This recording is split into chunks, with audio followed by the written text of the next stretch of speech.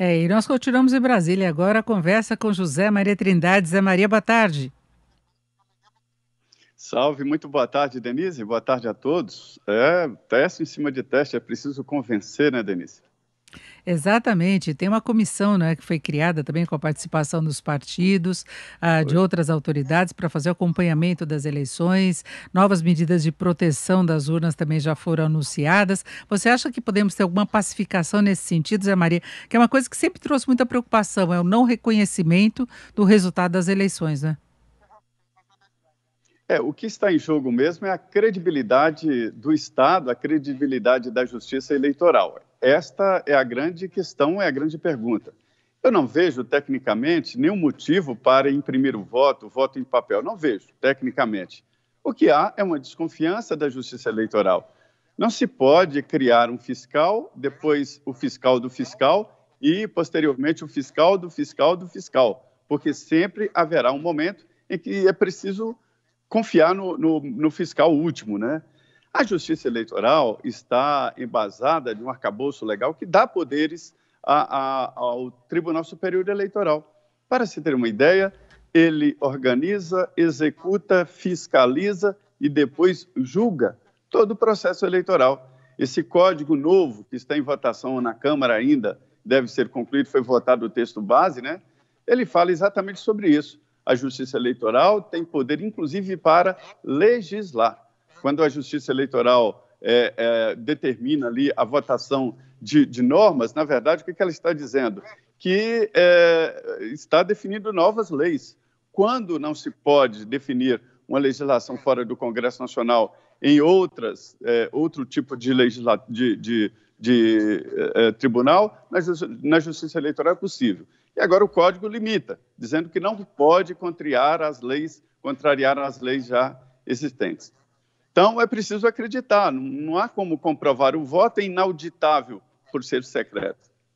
Ele é auditável por aquele mecanismo, né, que se tem em relação às urnas que são eletrônicas. É importante sempre lembrar que não são ligadas à internet, então não teria, por exemplo, uma ação de hacker interferindo diretamente nas urnas. Agora, Zé Maria, nós temos um outro tema bastante polêmico, que é aquela medida provisória que foi baixada pelo presidente antes de nós termos toda aquela turbulência relacionada às manifestações, paralisação dos caminhoneiros. É a MP, não é, que limitaria a remoção de conteúdo nas redes sociais. O Procurador-Geral da República, Augusto Aras, enviou hoje ao Supremo Tribunal Federal, que vai discutir esse assunto, um parecer defendendo a suspensão da medida provisória do presidente, que regula, como eu disse, a remoção dos conteúdos pelas redes sociais. A PGR sustentou que a medida cautelar, com validade até que a Corte Máxima analise o mérito das ações que apontam a inconstitucionalidade da MP, seria justificada pela complexidade do contexto social e político atual, com demanda por instrumentos de mitigação de conflitos, aliada a razões de segurança jurídica. Então, na verdade, a PGR indo contra uma postura do presidente que gerou muita polêmica também, não é? Gerou. Olha, Denise, eu falava agora há pouco sobre o voto impresso. Eu sempre defendi que nenhuma luta é vã na política, ela sempre deixa marcas e sempre deixa posicionamentos.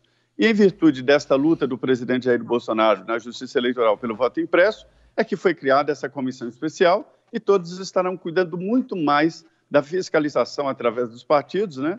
E de como será o trabalho da urna eletrônica. Neste caso é a mesma coisa. O presidente Jair Bolsonaro vem travando uma luta com as páginas de mídias sociais, né? A gente vê claramente que estas páginas, elas retiram do ar conteúdo tradicionalmente de direita. Nunca a esquerda é atingida por ações destas mídias sociais. Acontece o seguinte, que trata-se de uma área do setor privado. Uma mídia é feita para ganhar dinheiro. Sim, eu sustento uma prestação de serviço, ainda que grátis, não paga, mas é uma prestação de serviço. Quando você assina eletronicamente, né, a adesão, você está entrando numa prestação de serviço e submetendo a regras definidas pelas empresas. O que eu critico, e fortemente, isso não é uma defesa das empresas, é que não é possível em nenhum setor funcionar o monopólio e as mídias monopolizaram. Então, só tem o Facebook, só tem o Instagram, só tem o WhatsApp, né? Isso não pode acontecer. O presidente, ao apresentar essa medida provisória, abriu diretamente o debate. Já existe no Congresso uma tendência forte de devolução, sem votar, da medida provisória. O presidente do Senado já tem lá um parecer que mostra que deve devolver por inconstitucionalidade. Ou seja, veja bem, o Congresso devolveu sem nem analisar. E agora, esse julgamento no Supremo, que foi iniciado pelos deputados, e o Ministério Público diz que este é um assunto a ser debatido, nesse parecer, debatido no Congresso, deve ser discutido fortemente, detalhadamente no Congresso, porque modifica uma lei já aprovada pelos deputados e senadores, que é exatamente a lei que define todo o arcabouço legal da internet e de como deve se proceder. Eu entendo que isso aí entra na área do debate de empresas e não exatamente de internet. Agora elas têm uma política própria que é desenvolvida em vários países, por exemplo, se teve muito rigor em relação às questões relacionadas à pandemia, né? Aqui no Brasil nós tivemos uma situação muito controversa em relação a tratamento precoce, medicamentos preventivos que não eram aceitos pela OMS, isso levou à derrubada de muitas postagens, mas era uma política adotada inclusive no exterior, por recomendação e com base no que estava sendo comprovado pela ciência, e depois eles têm uma certa restrição também quando se questiona as instituições, como o Supremo Tribunal Federal, as próprias urnas eletrônicas. Nós tivemos ações diretas nesse sentido. Agora, se não tiver um controle em época de eleição, é uma terra de ninguém mesmo. A gente já vê muita coisa abusiva nas redes sociais de modo geral. E não é só questão de política, não é, Zé Maria? São questões ofensivas, de preconceito, de perseguição às outras pessoas. Eles têm de ter um parâmetro, não é? Sim, eu acho que é possível, só que esses parâmetros, eles são subjetivos. Muitos assuntos que levaram aí à suspensão de páginas, agora já não são mais tabu, já houve inclusive inversão sobre o debate da origem do vírus, sobre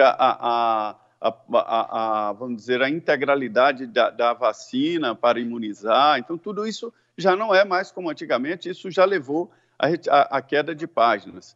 Eles tiveram a audácia de retirar do ar o presidente dos Estados Unidos, né? Imagina.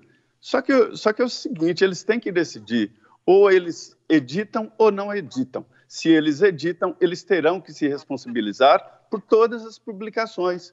Se eles são originalmente os que só publicam independente do conteúdo, é outra coisa. Eles não seriam responsabilizados, né? Mas eu entendo que eles estão editando. É um veículo de comunicação novo, recente e que terá um grande futuro, né?